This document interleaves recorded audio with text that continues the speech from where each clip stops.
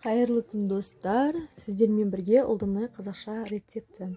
Менің каналыма қош келдіңіздер.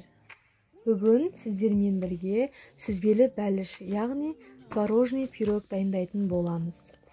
Барлық рецептісін толығымен описанияға астына жазып қалдыратын боламын. Жасап көріңіздер, өте дәмді, ерекше, тәтті болып шығатын пирог.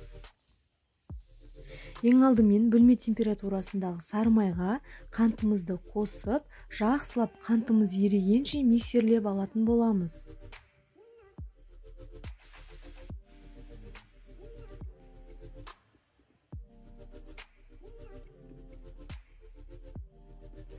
Сосын бір дана жұмыртқамызды қосып, жақсылап миксерлеп аламыз.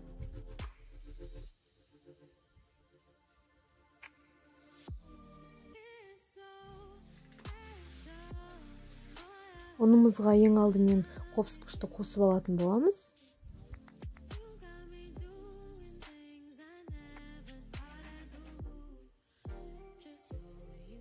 Сосын електен өткізіп, қосып, жақсылап, жұмсақ қамыр елейтін боламыз. Қамырды қолмен елейміз. Өте жұмсақ қамыр пайда болады.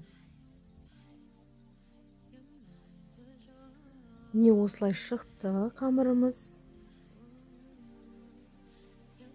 Енді қамырымызды одноразовый пакетке салып, холодильникке 15-20 минутқа салып қоямыз.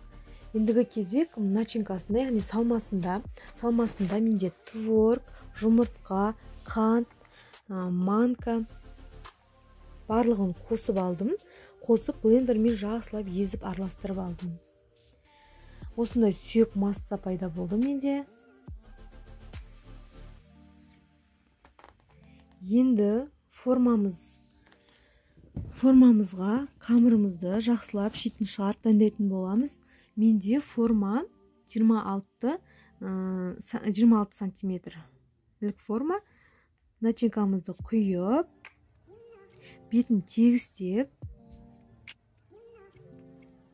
әдемілеп аламыз. Және мен бетіне малина жемісін қойдым. Сіздер өздеріңіздің қалаған ягодный жемістеріңізді қойсаңыздар болады.